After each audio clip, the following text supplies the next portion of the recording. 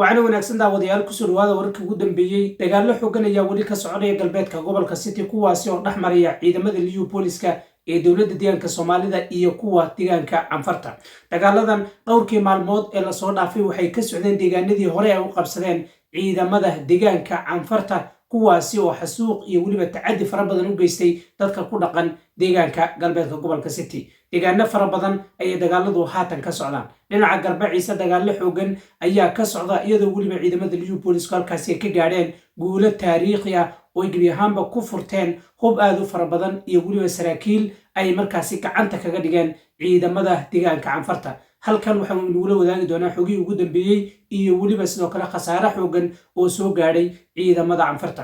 waxaan dhinaca kale inala wadaagi doonaa xogo dheeraad ah oo ka soo baxayo duulaan qaawan oo markaasi lagu bari gantaalay isla markaana lagu taageerayo ciidamada Canfarta oo ay soo direen jabhadda Fano iyo waliba sidoo kale ciidan ka socda dhinaca Ismaaciil Cumar Geelle. si kastaba dawladda deegaanka Soomaalida maxay arrintaasi ka tiri, maxay sidoo kale guulaha taariikhiga ee shacabka Soomaaliyeed u soo hooyday, maxay dawladda deegaanka Soomaalidu ay la wadaagtay wararkii ugu dambeeyay ayaan halkan kula wadaagi doonaa. balse hadday tahay markaad kugu horeysay si shargala barnaamijka oo la wadaaga asxaabtaada kaleeto. dhowr isbuuc oo xiriira ayay dagaallo ka socdaan galbeedka gobolka City waxayna dagaaladaasi dhex marayaan ciidamada deegaanka Soomaalida iyo kuwa Canfarta. Canfartu geed dheer iyo geed gaabanba waxay u fuulaysaa sidii ay xoog ugu haysan lahayd deegaanada ay gacanta ku hayso. dabcan dhowr degmo ayay gacanta ku haysay ka mid tahay Garbaciise iyo waliba sidoo kale deegaano fara badan oo markaasi ka tirsan galbeedka gobolka City. balse ugu dambeyn ciidamada liyu booliska ee halyeeyada ayaa markaasi soo furtay deegaanadii ay Canfartu gacanta ku haysay. dhinaca kale ciidamada liyu boolisku waxay markii hore markaasi amar aysan ka haysanin dhanka dawladda deegaanka Soomaalida, laakiin maalmihii ugu dambeysay shacabka dawladda deegaanka Soomaalida oo markaasi ka codsaday xukuumadda in shacabka galbeedka gobolka City la badbaadiyo ayaa haatan waxay dawladdu go'aansatay in shacabkaasi dib dhulkooda gacanta ay ugu dhigaan. waxaana ciidamadii ugu badnaa halkaasi geeyay dawladda deegaanka Soomaalida si gebi ahaanba loo badbaadiyo shacabka dulmiga iyo waliba tacadiga la kulmayay dhowrkii sane ee la soo dhaafay. ciidamo fara badan ayaa halkaasi markaa kusii qulqulaya iyadoo waliba dagaaladii dhowrkii isbuuc ee socday ay markaasi ka dhalatay khasaare fara badan oo markaasi loo geystay jabhadda arxanka daran iyo maamulka deegaanka Canfarta. waxaa la qabtay saraakiil fara badan iyo waliba soo kale mas'uuliyiin markaasi ka tirsan maamulka deegaankaasi.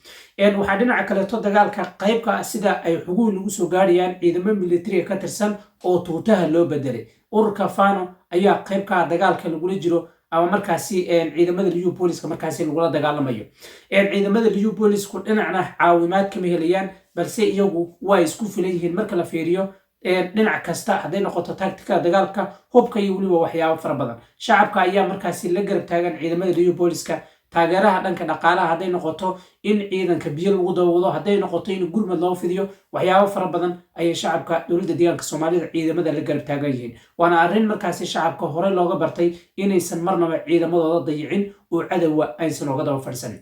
xogaha ayaa tilmaamayo in markaasi togoga iyo waliba sidoo kaleeto lagaha ee markaasi ku yaalo galbeedka gobolka City waliba dhinaca Canfarta ay markaasi daasan yihiin meydad fara badan iyo waliba sidoo kale dhaawacyo ay ka carareen jabhadda iyo waliba sidoo kale maamulka deegaankaasi Canfarta.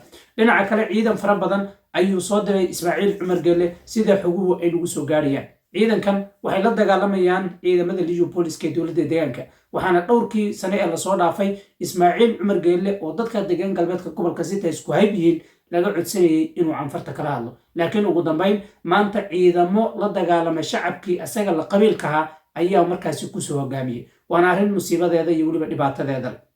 barnaamijkeennii hore waxaynu ula wadaagay inay jiraan xogo dheeraada oo markaasi ka soo baxayo in markaasi Eritrea waliba deegaanka Axmaaradu ay markaasi qayb ka yihiin dagaalka shacabka Soomaalida lagula jiro. si kastaba daawadayaal xogaha ka soo kordhow murtan iyo waliba wararka dheeraadka ee ka soo baxaya dagaalada halkaasi ka socdo qaybaha dambe wararkeena ayaan idinku soo gudbin doonaa. tan iyo intaan barnaamijka kan ku kulmi doonana waxay idinka tagay sidaas iyo amaana Allah.